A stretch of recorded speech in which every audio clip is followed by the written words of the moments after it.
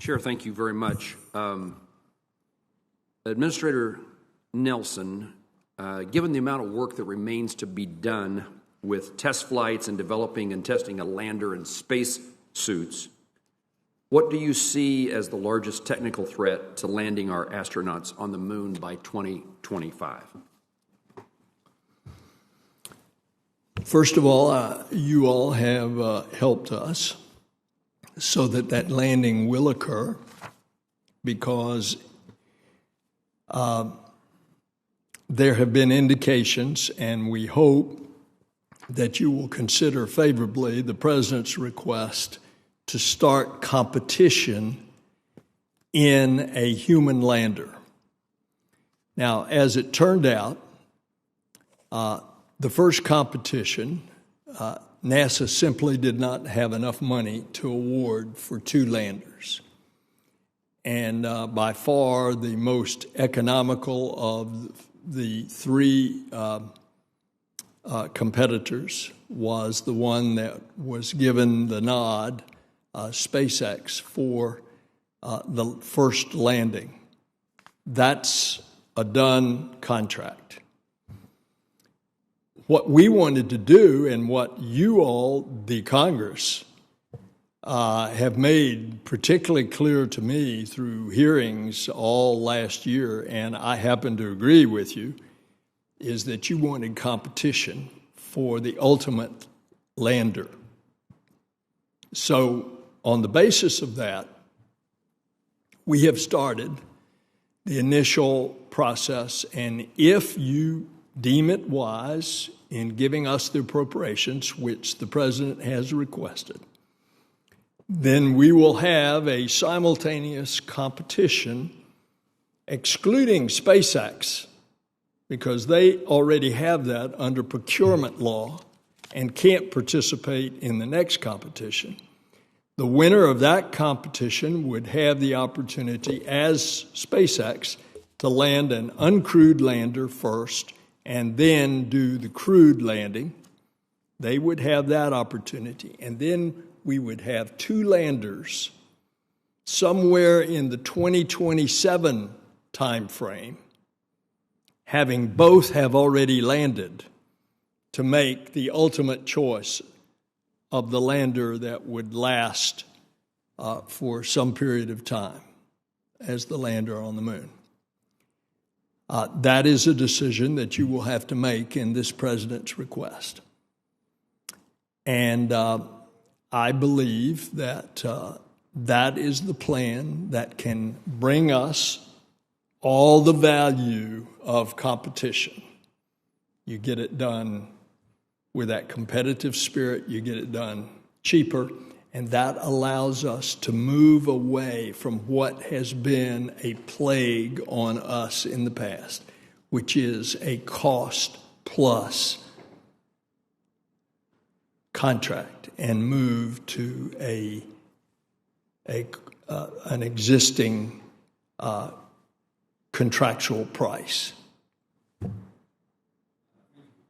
Thank you for your answer. Let me ask about aeronautics. You did mention that it has of great value to Kansas and the country.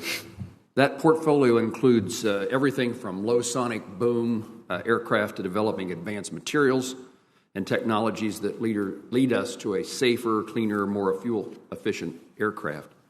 You're asking for an increase of $90 million to further our understanding of aeronautics. That's a $972 million request. While NASA is involved in identifying and improving this research, there are great opportunities within the university research community to improve our understanding and develop aeronautic capabilities within the aviation sector. How does NASA intend to use its proposed budget, aeronautics budget, to build upon the strong university research capabilities that exist today to solve current and future aeronautical problems of tomorrow? Well, for example, at Wichita State, they are working on composites. Here's the problem today with composites. You can do a airliner like the I think it's called the 787. It's a composite body. It's much lighter. but it's kind of like a one of a kind. You need to be able to stretch that process out where you can make composites and it be much more of an assembly line situation.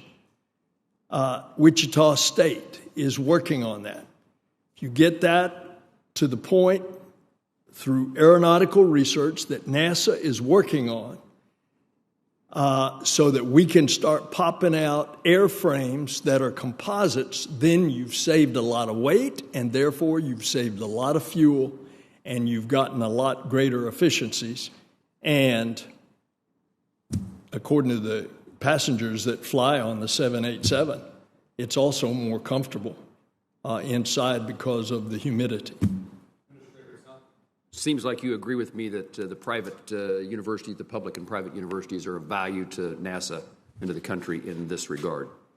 Absolutely. And as a matter of fact, Senator Shaheen was here 12 years ago when we passed the new NASA bill on a track where there was going to be the government program and there was going to be a commercial program. And we're seeing the fruits of that, for example, going to and from the International Space Station today, because we are transporting crew by NASA contracting with SpaceX and eventually Boeing, and Boeing should launch its spacecraft, by the way, in a week or so.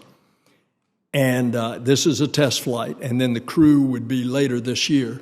So we'd have two ways of getting to the International Space Station, SpaceX and Boeing, and we've already got lots of ways to get cargo up there, including Northrop Grumman launching from Senator Van Hollen's constituency. It's actually right across the state line in Virginia, but most of the people live in Maryland that work there at Wallops Island launch facility.